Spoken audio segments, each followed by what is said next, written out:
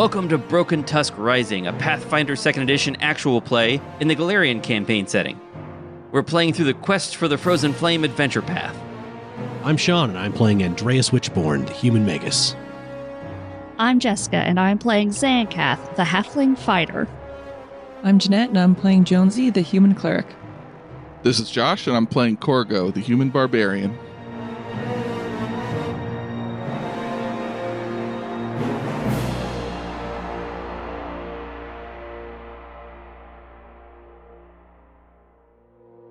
Last time on Broken Tusk Rising, the scouts of the Broken Tusk following trudged through a couple days of rain and a couple weeks of movement across the plain toward the Tusk Mountains. On the 5th of Desnas, they reached the foothills of the mountains, and the heroes spotted boot tracks in the soil.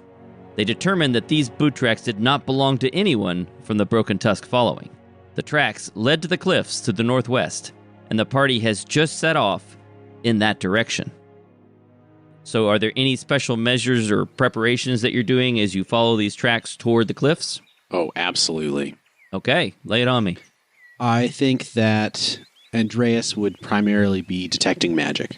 Okay, detecting magic. So if the presence of magic that is not one of us becomes present, he knows. Okay, anybody else doing anything? I mean, I'm just kind of generally keeping an eye out, making sure there's not a trap or something that we're walking into. Okay, so you're perceiving. I am perceiving. Well, this is like exploration activities, right? Right, yeah. Avoid notice, defend, detect magic, follow the expert, hustle, investigate, scout, search. Anybody want to do any of those things? Korgo will be quiet and stealth. So you're avoiding notice? Yeah. I think Jonesy will be making sure that the person who made the footsteps didn't then walk backwards into the same footsteps to backtrack. So there's no double backtracking, forward tracking. Okay, you can make a survival check to see if you can figure that out. And Korgo, go ahead and roll avoid notice. That is, roll stealth. Jonesy rolled a 9. A 9. Yeah, you can't really tell until you bump into them as they're walking backwards. Korgo, what did you roll for your stealth? 24. 24. So Korgo is moving half as fast as the rest of you, unless you're keeping speed with him, but he's being very quiet. I'm keeping pace with him. Yeah. All right, you keep pace with Korgo. So all of you are very noisily walking around as Korgo stealthily moves from shrub to shrub. But they won't see Korgo when you get wherever you're going. And what's Xankath doing? I'm going to sneak with Korgo. Great. With a 28. Nice. Yeah, is anybody else getting the sense that we should be sneaking? I don't know. No. I'm the bait. I haven't rolled stealth yet this whole campaign, I don't think, so I feel like I needed to do it. I would like to use stealth more often because it's very good for me. Yeah, Xankath rolled a natural 20. Natural 20 for 28. For 28. So Xankath is extremely stealthy. So Korgo and Xankath are very quietly moving along, and Jonesy and Andreas are less stealthily moving along toward the cliff face, but nonetheless moving at the same speed as Korgo and Xankath. After an hour of walking toward the cliff face, it's getting toward late afternoon. And normally that would mean plenty of light is left, but with the mountains just to the east, it's starting to get dark earlier than normal. You follow the tracks to the cliffside, you find a treacherous switchback climbing steeply up the mountain. The tracks show signs of movement back and forth along the path. You reach, I assume you're going to continue climbing? You're going to continue up the path? Is that what you want to do, or do you want to stop here? Definitely. Yeah, keep following. You continue following the tracks up the path. As the last rays of the sun are still shining here, you finally reach the top, high above the plain. Let's go to the map. Anybody afraid of heights? Because that might be a thing right now. Previous campaigns I could fly, so... Oh, sure. I don't know. There's a cliffside here looking out over the plain. You can see the Broken Mammoth camp far below you. Their path will take them directly within view of this overlook, about 400 feet away. A strange hunk of triangular stone protrudes from the side of the ledge nearby. That's that weird rock over to your west. It looks sort of like a pyramid stuck point first into the ground, and Andreas, It is magical. It is very magical. Ooh. Oh, why? It is blindingly magical. Standing a bit to the north, near the cliff edge, is a tall woman, dressed in fancy Taldan garb. She is mostly concealed from the valley below by shrubs, and she is keenly watching the valley.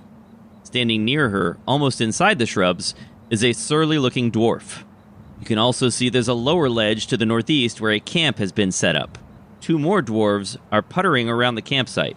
At least, I think you're supposed to be able to see that from the way the map is set up. I'm pretty sure you're supposed to be able to see that campsite to the northeast. I don't know. Makes sense. I mean, I assume that rock is going down and away from it because you have climbed up high, right? And it's a looks cliff. like it goes down. Yeah, I mean, that's what I would assume it's supposed to say. What do you want to do? They don't seem to have noticed. They definitely haven't noticed Korgo and Xankath. Andreas and Jonesy, you walk up here, and at least for the moment, they haven't noticed you yet. And you can move yourselves where you want here. I'll move yourselves like in that immediate area of the map at the entrance. If you think, for example, that Korgo would be at the back or Xankath would be at the front, feel free to move yourselves around. Also, what is Hrungara doing? Is Hrungara also moving stealthily? Yeah, of course. Okay, you want to make a stealth check for Hrungara? I did so good. I don't want Hrungar to mess it up. As Josh is doing that, Andreas would like to, if possible, find out any additional information about this pyramid. I would love for you to do that. You can make a nature or an arcana check. Arcana coming up. Oh, a 20. Ooh. All right. Are you ready for some lore? Yeah. I live for lore. Okay. Give it to me. Well, this stone is called an apaku. Could you spell that, please? Apaku. Apaku. Okay. An apaku is a powerful ancient artifact that magnifies magical power. Oh. These artifacts are so old, no one knows where they came from. At least, as far as you don't know where they came from. And different stones magnify magical power in different ways. Now, you've got Detect Magic up. You've made a successful check. I'm going to go ahead and tell you, this one multiplies evocation spell range by 5. Wow. As long as you're near it. Like within 30 feet or like... 100 feet. Oh, geez. Okay. Andreas will very quietly whisper to the others, "That pyramid stone there seems innocuous, but it houses powerful evocation magic. If that woman over there is a wizard or one of these dwarves or spellcasters, any evocation magic they cast will have an extreme range. They could probably even strike against the following from up here." Well, let's not assume that they're bad people. I mean, for the most part, everybody we've met... Oh, no, wait. Everybody's been awful. It's true. We haven't had a single non-combat NPC-based encounter we so should far. probably assume they're going to try to kill us. Xankath stays silent, but draws her bow. They do seem to be set up for an ambush. So as you stand there discussing this, Korgo, how are you hiding? I can see how Xankath might be hiding behind some of these other people. Hrungara has made a successful stealth check with a roll of 20. And how are you trying to hide here? I think you could, for example, hide sort of the further back down the trail, but right where you're standing at the moment, you're kind of out in the open. Unless you want to move behind some bushes or something, like where Shaun is indicating. In the Oh, bush. whoa. Ping, ping, ping. What's that over there? I think I should go there. Okay. But Korgo's not getting... I don't know. This doesn't look like somebody we should successfully ambush, right? There's some boxes. Are these the same exploding boxes that were used on us previously? Or are these... No, those are cages. Oh, okay. Oh, even better. Okay. Those are large cages. Okay, see, that's suspicious. Yeah, that's They're not totally great. sus now. They're on Korgo's susdar. He hits the meeting button. Okay. Is that a reference anyone gets? Okay, whatever. None of us played Among Us. No. Oh, okay, I just didn't connect it. I had to get it. Just took me a minute. Yeah, so before Korgo moves up to that bushy area next to the magic rock, he kind of looks back to everybody else to see what the plan is, because he's developing a plan in his mind, and it may not be the same plan everyone else is having. And everybody's looking at Korgo, like, expectantly, like, what are we going to do, Korgo? Yes, good thinking, Korgo. You go first. You're on the right track, yes. Whatever it is. Good job. Don't let Hungara ruin this for you. Okay. Korgo will go up and hide behind the bushes there. Okay. So Korgo sneaks over to the bushes, and Hungara sneaks next to him. And Xankath, you're staying sort of behind Jonesy and Andreas, or are you staying further back down? Okay, you're hiding behind them. No, I'll just stay behind them. There's not a good place for me to hide that keeps me in a range I like. How high up are we, Mike? You're about 80 feet up. Ooh, yeah. That's high. It's not as high as I expected, but falling damage is bad in Pathfinder from what I understand. Fatal. Yeah, fatal. A fatal height So above. perhaps you should go over there and pretend that you're a salesman. And, I mean, you look the part, it could work, and if they're friendly, no problem, and if they ambush you, well, don't worry, because Korgo has a plan. All right, the light is waning. Andreas will pull a bottle of whiskey out of his backpack. Okay. Recently acquired from some would-be kidnappers. Mm-hmm. And he will stride up to the middle of this area, the western cliffs, behind the very well-dressed woman. Okay. And uncorking the whiskey as he goes, he will say, you've all found a wonderful place for a camp. A good place to have a nip before bed. Does anybody want to share a drink? I would like to hold an action. I don't know if that works in Pathfinder. It does, But yeah. I want to be ready to fire an arrow at this woman particularly if she makes any moves towards All right. any of us. Noted. And Okay. Jonesy's slowly gonna follow behind Andreas, just so that he's not too far away. Okay. Not too close to the cliff. Oh, God. Now, Xankath, your cover just walked away from you. Yeah, I did. What are you planning right. to do? I forgot Xankath is hiding No, there. no. Can I have snuck behind? You can if you want to. Just shuffle behind him as he Yeah, I'm walks out. just going to shuffle behind Okay. Jonesy. All right. So Xankath tries to keep herself concealed from the other people here by hiding behind Jonesy. All right. So the woman wheels around as Andreas speaks to her and looks alarmed. She pulls a wand out and looks like she's going to do something with it, but she stops and she looks over Jonesy and Andreas and she relaxes and she begins speaking in Taldane. Now, does anyone here speak Taldane? Sure do. You do? Fantastic. So she says to Andreas and Jonesy, "Oh, darling, how wonderful that you're here. I've been traveling, you know, taking in the sights. I wonder, have you seen any mammoths around here, darling?" Well, they're not completely uncommon in these parts. In fact, the other day we saw one that was frozen solid as it seems a cockatrice had paralyzed it or petrified it. It was quite an interesting sight. Oh, what a tragedy that was. Oh, it was truly awful, wasn't it? Oh, what a disaster. Well, in any case, I'm so glad to see someone so civilized as yourselves here. This is wonderful. Or do you hang out with the tribals here? I don't know how it goes. Oh, that's kind of a weird way to say it, but, I'm willing to let racial bygones be bygones. If you perhaps have a couple of glasses, we could share a drink. Oh, don't be silly. We both know they're savages. Come now. In any case, let's share a drink, please. She claps her hands, and the dwarf behind her that looks surly stands up. He was leaning on this bush here. He stands up and grimaces at her, and she says, "Go ahead. Go fetch some wine, darling." And the dwarf sort of begins tramping off to the east toward the camp. Can I roll a perception check on these folks to see how truthful they're being? Yeah, go ahead. I was thinking the same thing. Can I get in on that? Sure. You better, because I only got a 14. I only got an 18.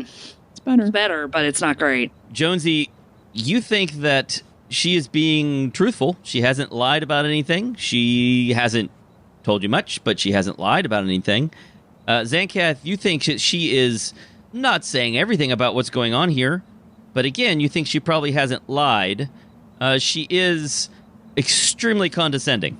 Yeah. What?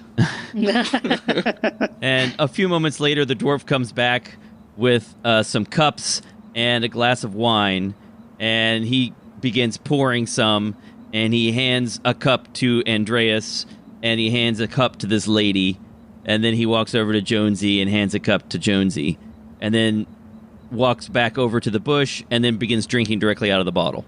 And the woman says, "Well, I'm so pleased to meet you, the two of you. So you look so dashing in your retrofitted gear. I can see that you haven't gone completely native, but I can see you've made some adaptations. Oh, it's wonderful. I'm sure that you're very kind to the local barbarians." Andreas will kind of like wave the drink around as he's speaking, like with too much of a flourish, spilling it on the ground. Taking sips of whiskey straight from the bottle. Yes, well, we've been out here for a while, but, before that we were at the World Wound, and I would say that was a little more rough and tumble than anything we've encountered out here. Oh, that's awful, darling. Jonesy doesn't like that I bring it up so much, but, it was a formative experience for me. Of course. Well, I am Lady Ardissa Prendergant. I'm pleased to meet all of you. Ardissa Prendergant. Okay. Charmed, I'm sure. Made up name.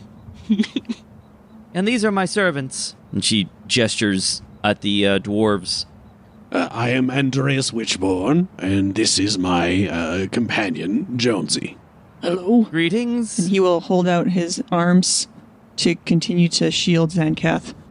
Now, does Jonesy speak Taldane? No, but he saw Andreas Gesture. turn to him. Okay. And he was it heard the name. Right.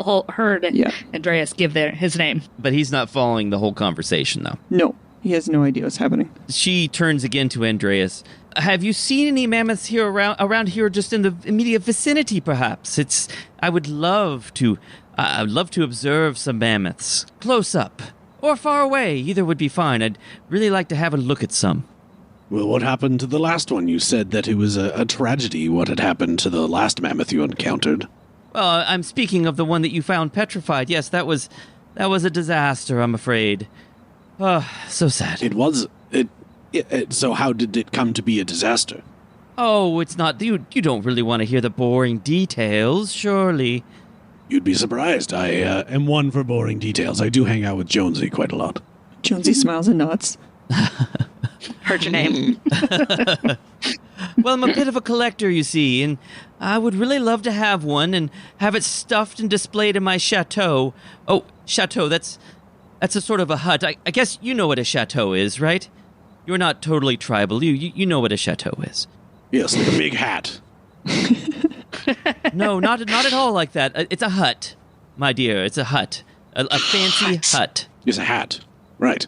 You wear it on your head. I'm not speaking too fast, am I? Oh, no, not at all. It's just been a while since I've heard, pardon me, the rough language of Talden. Oh, how droll. Heard. Hallett just rolls off the tongue a little bit more nicely. You can say things like, and then he'll switch to Hallett and say, this woman is absolutely trying to capture mammoths for her own gain. Seems kind of suspect. And she says, "Oh, well, I don't speak any of that, I'm afraid, darling, but, it does sound so wonderfully crude and, primal, you know." And then he'll say in Hallett, and she's kind of a racist, too. Xankath would like to tiptoe around Jonesy a little bit and look. And can I get a look into the cages that are down here? Sure. Yeah, you don't even need to roll. They're empty at the moment. Okay. Talk about capturing mammoths. I just wasn't sure. Okay. Nope. No mammoths at the moment. They're empty cages. Well, I didn't think there were mammoths in the cages, but there could have been other things. Yeah, they couldn't hold mammoths, but there's nothing else in there anyway. Okay. Well, I'd love to have a mammoth stuffed and displayed. Oh, it would be a dream to come true. And if you could somehow arrange to bring me one, I would be ever so grateful. Perhaps I could offer you something. I have a few things here that, well, you've been hanging out with the locals. I'm sure that you would appreciate these things the way they do. She reaches into her pockets and she pulls out odds and ends. She pulls out like a fancy lace handkerchief. She says, "Look at this pretty." And a handful of copper coins. "Look, shiny." And a bottle of some kind. "Look at all these shiny things. You provincials love this stuff, I'm sure." Push her off the cliff. Don't you think this would suffice for payment for a mammoth? Jessica hates this person so much. Lady Prendergast, I'm sorry. Here's the thing. I am traveling with the following that's about to come through this valley, and yes, we do have mammoths in tow with us. Unfortunately, at this time, none of those mammoths are up for trade. There is, however, another following in close pursuit of us. Within the next couple days, they too will be coming through this way. The burning mammoth, I think, would be a much juicier target for one such as yourself who seeks to capture, parlay, take some choice specimens back home. You don't say. Days, you say, though. Oh, I do hate waiting, but, make a persuasion check. And I get a +4 bonus because Andreas is so handsome, right? Obviously. Oh, natural 20! Natural Nice. 20. Wow. All right. +0. Good thing there's some tents around.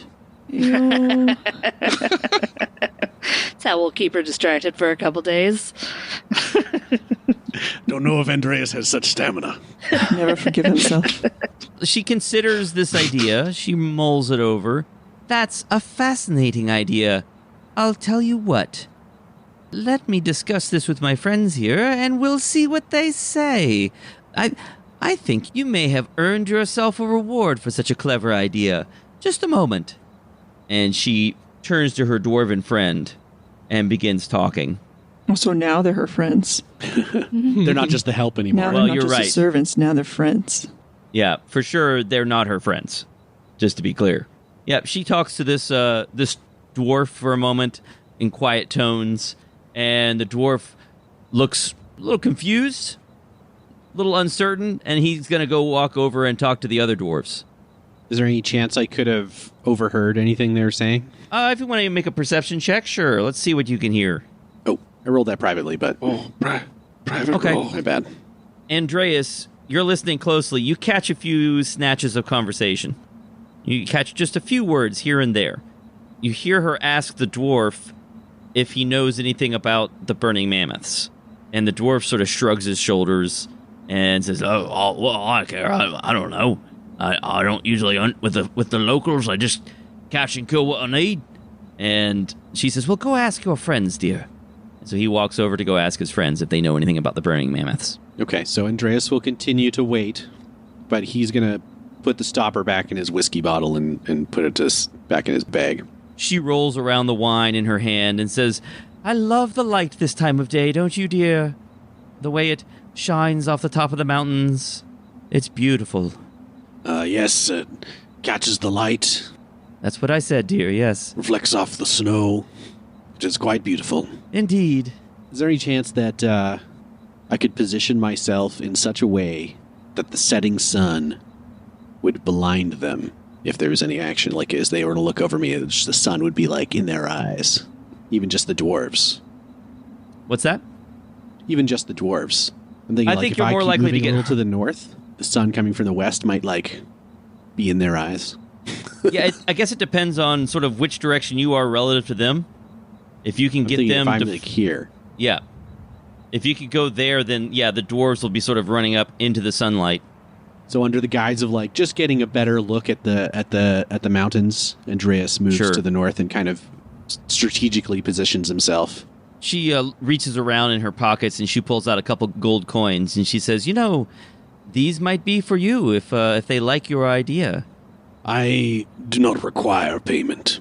The safety of the following is my top priority. If you were to try and ambush us from up here with the aid of that Napaku stone there, it would result in not just the death of you and your companions, but probably also some casualties among the following. I would not allow that to happen. My, aren't you clever? You haven't been with these locals too long. And at this, the dwarf comes walking back up, walks by you, excuse me, Not at all. and walks over to the lady, pulls her aside a little bit, and whispers something to her. And then she says, oh, excellent. Well, that's exactly what I needed to know. Roll for initiative. No. Oh, Sure. no. So, what's happening? Do Xankath and Korgo get to use their stealth They checks get from to earlier? use their stealth rolls for their initiative. That's right. Cool. Beautiful. Which is pretty cool because they rolled very well. Yeah. Yeah.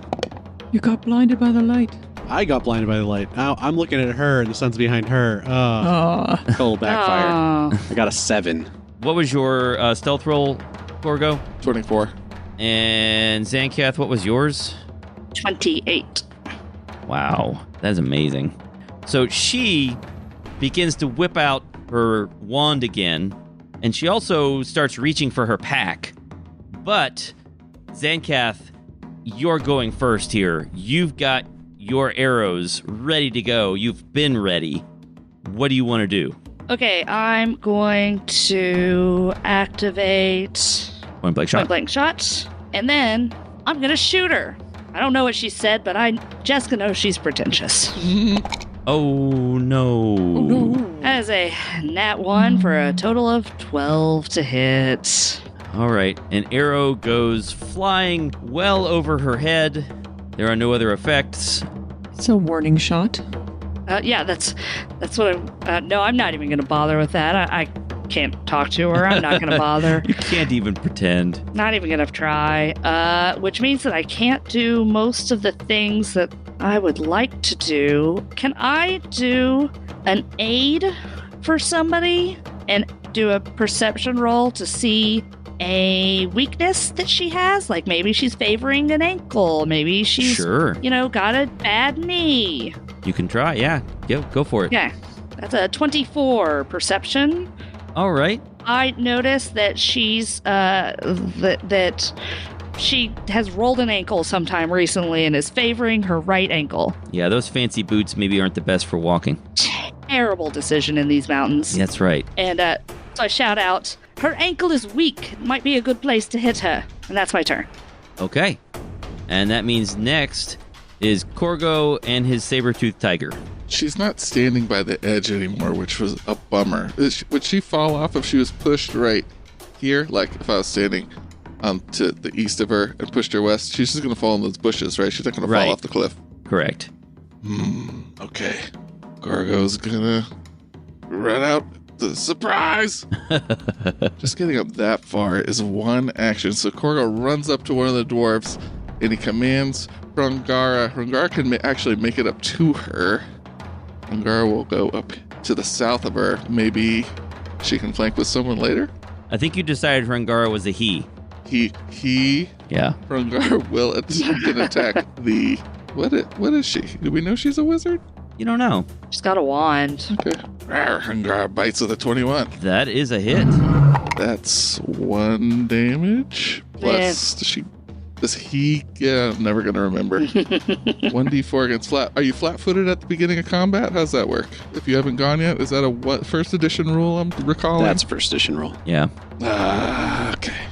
I remember the cat did more damage somehow. I think it's... Oh, yeah, it's only against flat-footed. Okay. So if Hrungara does 1 damage, Korgo will go ahead and... No, we don't want to go into a rage yet. And I didn't say he took out his weapon, so I'll say he takes out his spear. And so that will be his turn. Okay. Korgo goes. Jonesy, go ahead. What do you want to do?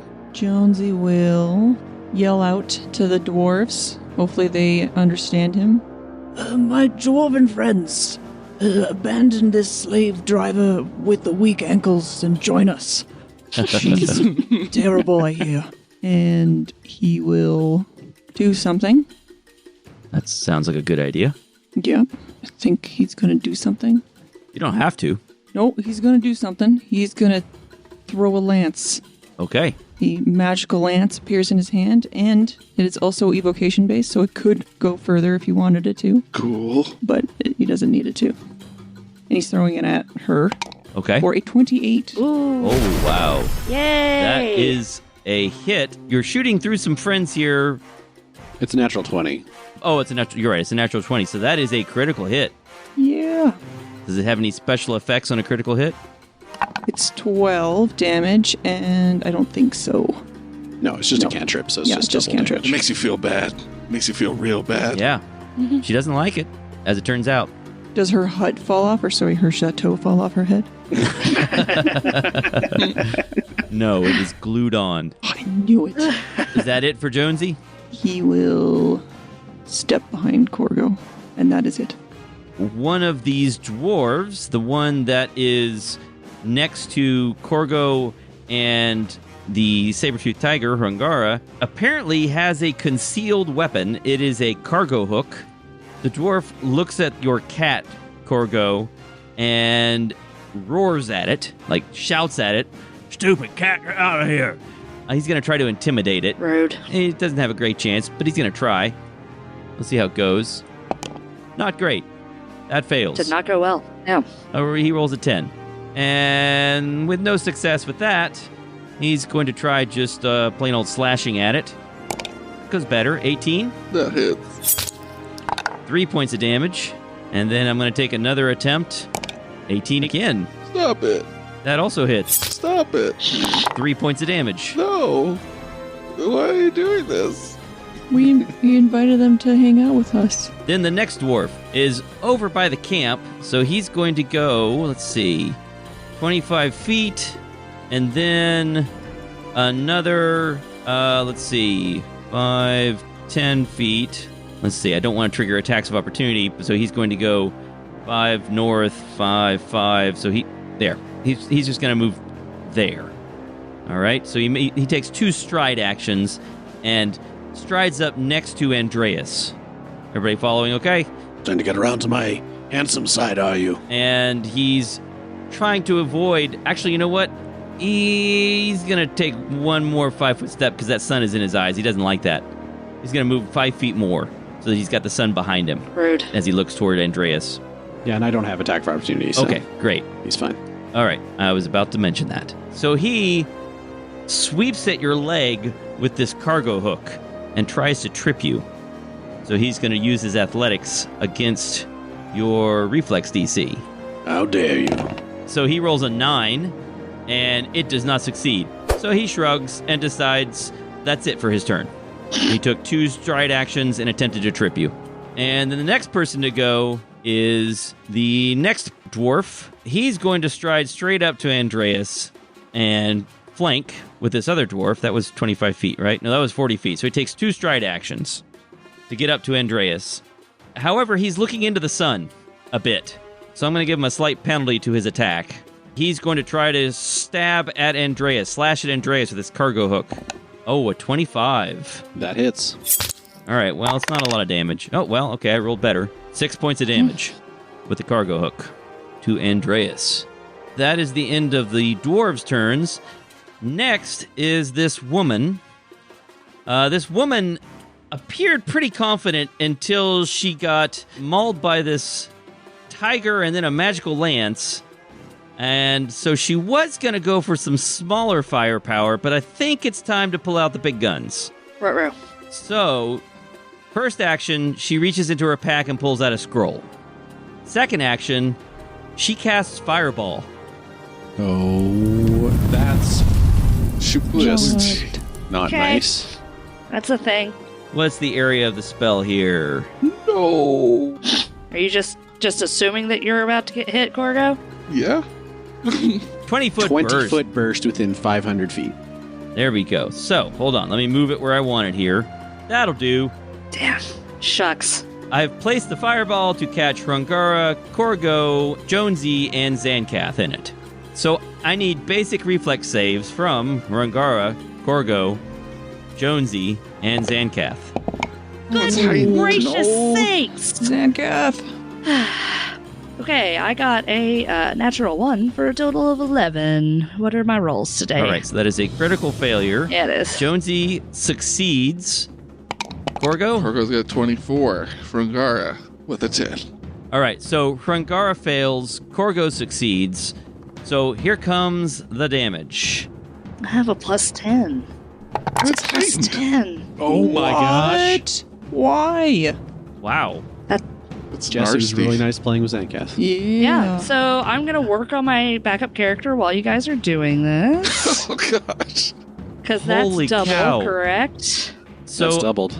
I just Jeez. rolled 27 points of damage, which for Xankath is doubled to 54. Korgo and Jonesy take 13. Hrungara takes 27. Oh, Isn't Hrungara also dead? that's so bad. I don't know. It's dying 1, correct? Minus You're 15. at least dying 1. Okay. Although that was a critical failure, that doesn't matter for saving throws, right? If the effect that knocked you out was a critical success from attacker, result of your critical failure, you gain dying 2. Oh. Die 2. Okay. Okay. Dying 2 for Xankath, dying 1 for Hrungara. I'm also checking to see if animal companions just die or not. Aren't there Even- massive damage rules too to dying or no? I think that's optional. Okay. I don't see anything about anything special, so I'm going to assume Okay. animal companions, All the same rules all the same rules. as PCs. It says if your companion dies, you spend a week of downtime to replace it. Okay. That is her turn, though. That's all she can do, guys. That's it. Oh, was that it, Uh-huh. Mike? Wow. That's Oh, it? That's wow. it? Cool. Oh, good. man. That's great. I feel like Thank she you. gets really shafted on the action economy Yeah, here. geez. Yeah. Yeah, it's just terrible. Andreas, you have just seen this giant fireball explode, knocking 2 of your companions to the ground, and the other 2 are charred, badly injured. What do you want to do? I draw my meteor hammer. I cast Thunderous Strike. This is going to be a melee attack against the guy who is blinded from the sun. Oh, great. Yeah. Blinded by the light. Ripped up like a douche in the river in the mud. That's a natural 20 for a 28. Nice. Yeah. Oh, no. My precious dwarf. Go ahead and take 18 points of bludgeoning damage, Oh, my my dwarf. friend. Why would you do that? All right. It only seems fair after your last turn. For Xankath! All right. So you smash this dwarf in the head just in fury. What's the magical effect as well? And then the meteor hammer kind of bounces off of him and then hits the ground to the other side of me, and a shockwave ripples out. Both the racist woman and her hired help have to roll fortitude saves. All right. She critically succeeds. Oh, lame. Oh, Mike. Her hired help Oh. fails. Sucker. That guy takes 2 points of sonic damage. You showed him. And final action, I cast shield on myself. Great. Good call. You would. Well, look, I'm flanked. Xankath, Yes. I don't know what to do now. you are dying. What do I roll? You need to make a flat check. DC 12. DC 12. Just a d20? D20. Yep. It's 19. Hey, you succeed. What does that do for me or against me? It just doesn't make things worse? On a success, your dying value is reduced by 1. Oh, I'm only dying 1 then. That's exciting. Awesome. Nicely done. Nicely rolled. You're so good at that. Well, sometimes. What about your poor Smilodon here? Hrungara. It's dying 1. So DC 11. And what's that? Just a d20 roll? D20 roll, DC 11. 18. All right, so it's dying 0. Or not dying at all. It's just Unconscious and stable. Oh, and becomes wounded 1. Korgo. It is your turn. Korgo seeing Hrungara go down again. And Zanks going down behind him. He can only get angry. That's his only option. If only he can figure out how to get angry. Will we like him when he's angry? I'm a big fan. Did he succeed? Not yet. That's right, Korgo. Chat 7 times. You gotta, once you click that once, you then drag that There we thing go. onto your He's character. just so angry. He got up So close to it angry. multiple times. It's This on is how there you- so many times. This is how you roleplay this, guys. I don't know what to tell you. This is the right way to do it. Can Korgo step over Hrungara or no? I'm going to call it difficult terrain if you do that. But Okay, I don't guess you think can he do that with a step, right? I don't think No. so. No? You can't step into difficult terrain like that? No. He'll just move the long way around. It's fine. You just took a stride action. Okay, so Korgo Yeah, strides straight around the around. dwarf and up to the woman. And he's gonna bite somebody. Ooh, he's going to bite. Oh. It's 24 to hit. 24. Nice. Bite her. That's what she gets. You target her. Okay, you're gonna have to cut me a little slack here because I'm so bad at this. All right, we're gonna No slack. We're gonna save that roll, but you have targeted her with a melee attack. I need you to attempt a will save. I don't want to do that. Well, sorry. That's a 15? Oh, Not bad. You fail. Not good enough, though. What? We are level 2, right? Can I hero point when I fail, or do I Yeah, have to you use my can hero hero point point that. before knowing? I think you can just hero point when you want to. Huh. I should have hero pointed that. Say that roll. Oh Do yeah. it now. Want to hero point that? Yeah, why not? Okay. Go ahead. It's not going good, guys. It's not going good. It's not going good. It was worse. Oh, 12. no. So what happens? As you begin to bite at her, she says, "Oh, get back, savage!" And she traces a dizzying symbol in the air. And for a moment, you think you're going to bite her, and then suddenly she sort of disappears from your view. She is concealed from you. And you can make that attack. We're going to keep that attack roll of 24 that you rolled, but you must make a DC 5 flat check. Oh, okay. 14. It's not as bad as I thought it was. But you succeed. So you ignore the fact that she's sort of become blurry and difficult to perceive, and you bite at her anyway, and you hit her. Yeah, 13 damage. Yeah. I bet biting freaks her out real bad, too. I bite her arm that's holding the scroll still. Oh, stop it! Oh, it's uncouth. Like a corn on the cob.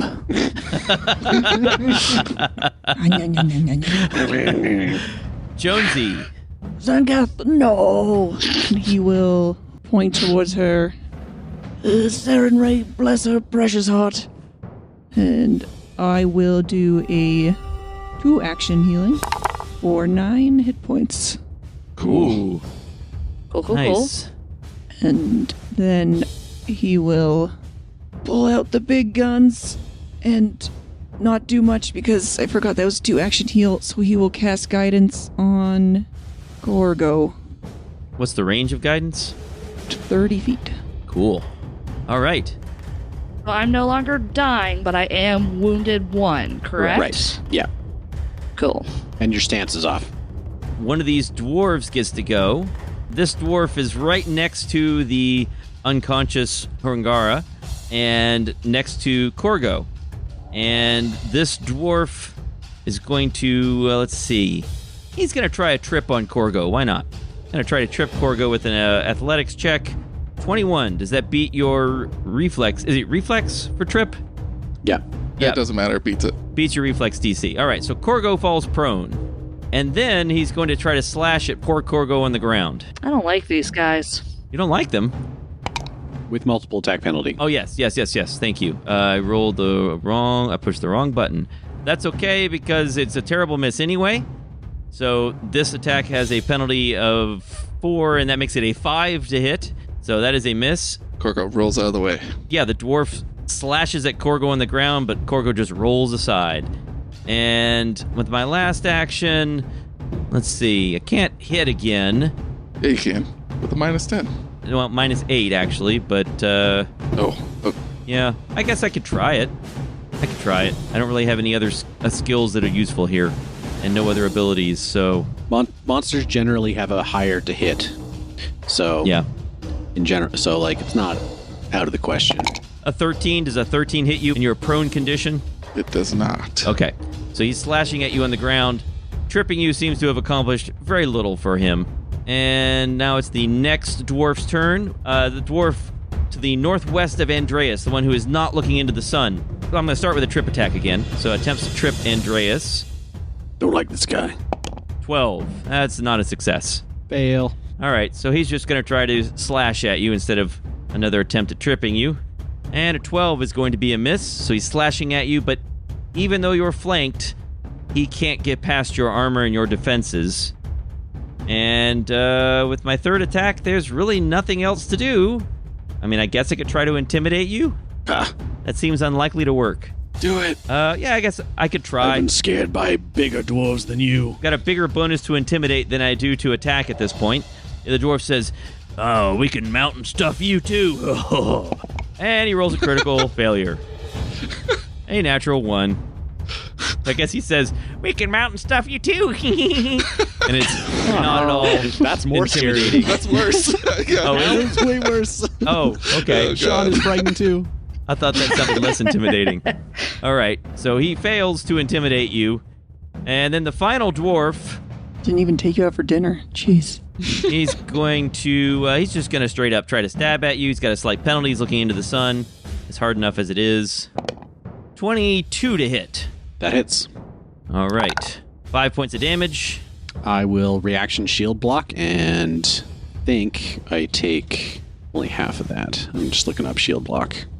You snap my shield in place to ward off the blow. Prevents me taking damage up to the shield's hardness, which is 5. Nice. I take no damage. Awesome. That's awesome. But your shield takes some damage. Shields are so cool. Well, my shield is done, and I can't cast it for another hour. All right. I'll take another attack with a penalty. A natural 1. It's not going to do it. Nope. As a final action, he's going to take a 5-foot step. And that is it for that fellow. And now it is the woman's turn again. She's going to take a 5-foot step. Ooh, this is tricky. I don't know if I want to do that. I'm going to take a 5-foot step north, just a little bit farther. You know what? I'm just going to stride. She needs to get this spell off. If you take an attack, then fine. She's going to move 10 feet, 15 feet north, and then cast a spell. And she's going to cast it at Korgo. Can Korgo attack her as she runs away? You have an attack of opportunity? Why not? You don't. I don't know. Do it's you? It's a class feature. It's a class feature. Okay, so that's just gone.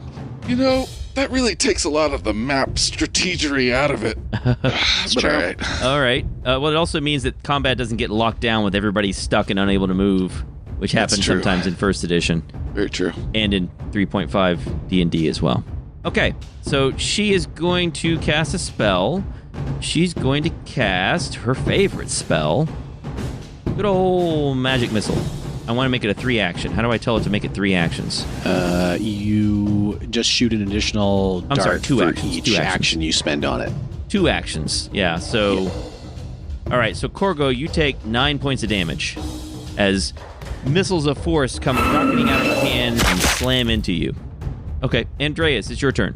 All right, Andreas is going to do a stride, heading to the west up to these bushes. He's going to be adjacent to the wizard, getting away from those dwarves that were flanking him. He's then going to cast True Strike on himself, Cool.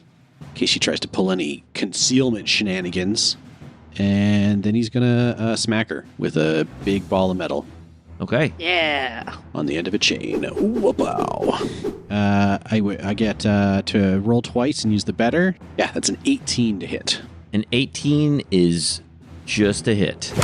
Yes. I rolled minimum 5 points of damage. All right.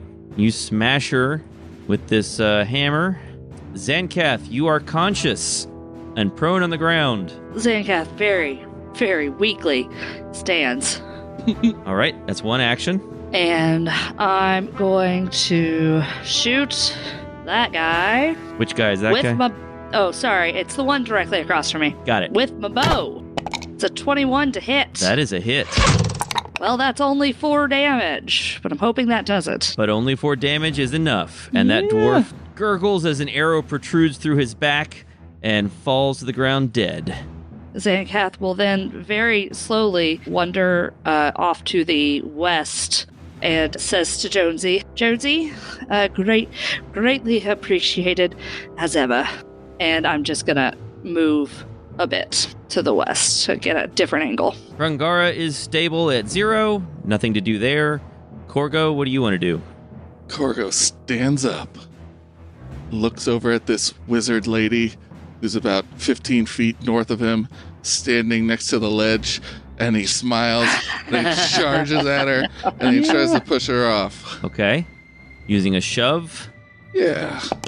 Oh, I'm gonna hero point that. I got a 15. Wait, did you use a hero point already?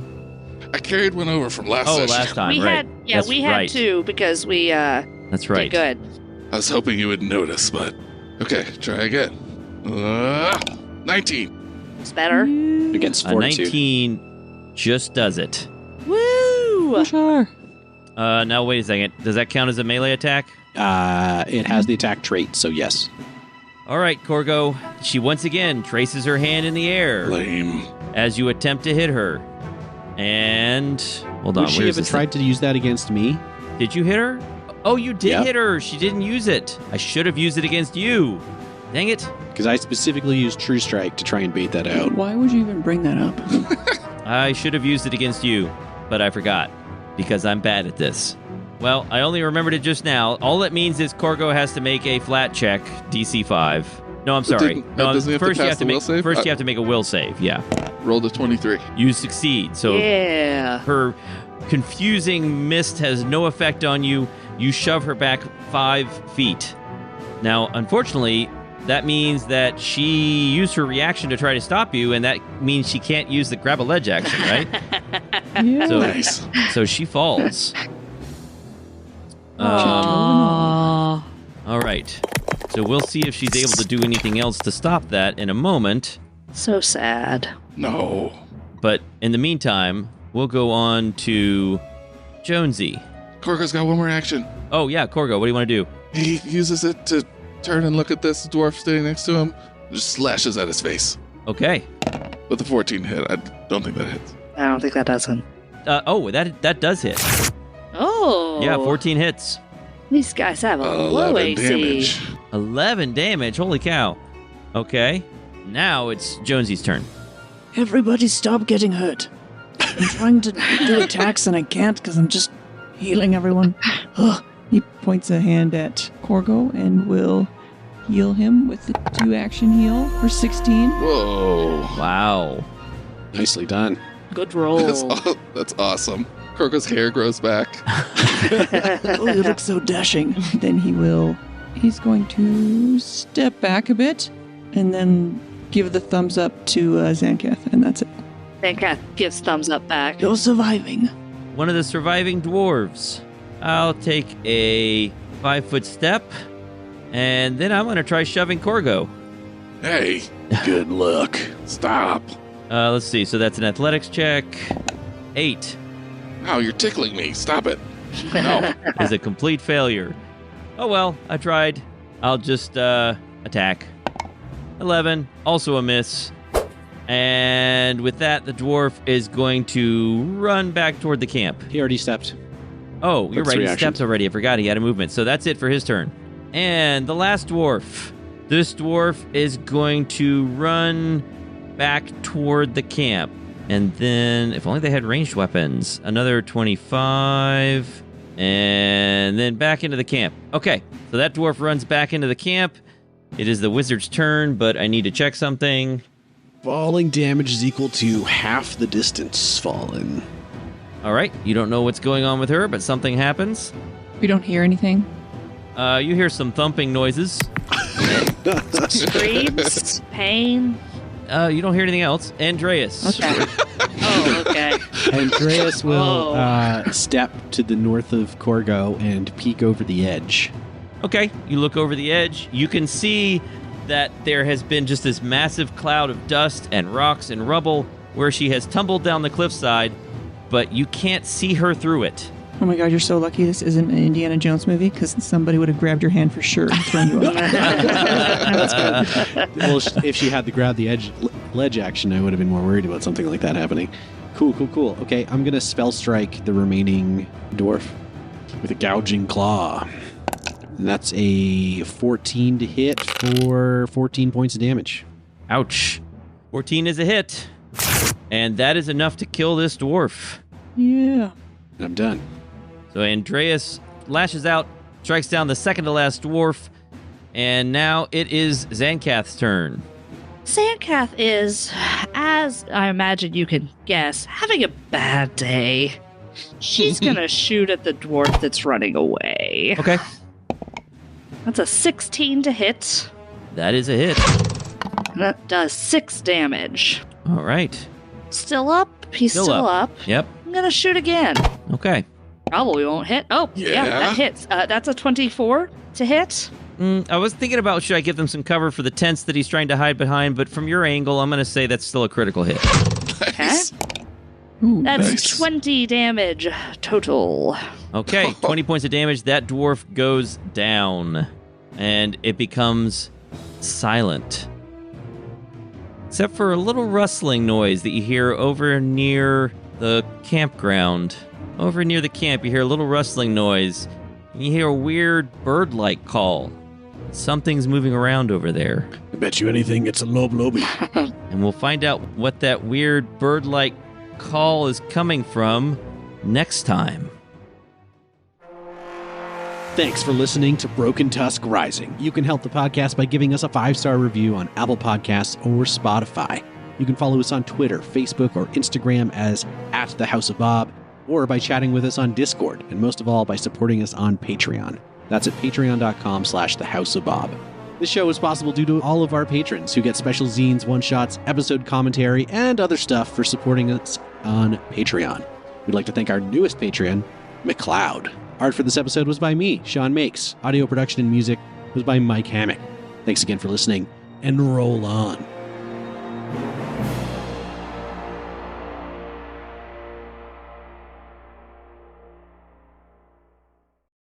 It looks like there are like small children behind Mike's curtain, just like slowly. They're giggling, but you can't hear them. Giggling and playing hide and seek behind it. And he rolls. Wait, what? That's just Xankath rolling damage. Sorry, somehow. I was looking for something and didn't realize I was like, doing what- that. My bad. What's going on? What? Oh, My bad. what happened? Xankath's murdering the enemies. I thought it was going to pop something up in my character sheet. It did not. Oh, my action no longer exists. How did this happen? Because you raged 15 times. Ah! Is this how you treat your students, Mike? No, I'm nice to my students. I don't fireball my students. I feel like there would be problems if you did, so Yeah. it's probably a good call. You like stand up in the front of the room, you just bust out your heightened fireball scroll. Mike just takes out a Stay wand. still for a moment. Following us on Twitter, Facebook, and Instagram, as well as the House of Bob, or by chatting with us. This doesn't make sense. What did you write here? As I have to at redo the all House of of Bob. That's what the site is. That's what we are on Twitter, Facebook, and Instagram. As. We are at the House of Bob. I said This is and. why Mike doesn't want anybody else to read it. See, you can't handle it. We already screwed up. The show is possible to do. This is how I always do the outros, just so you guys know.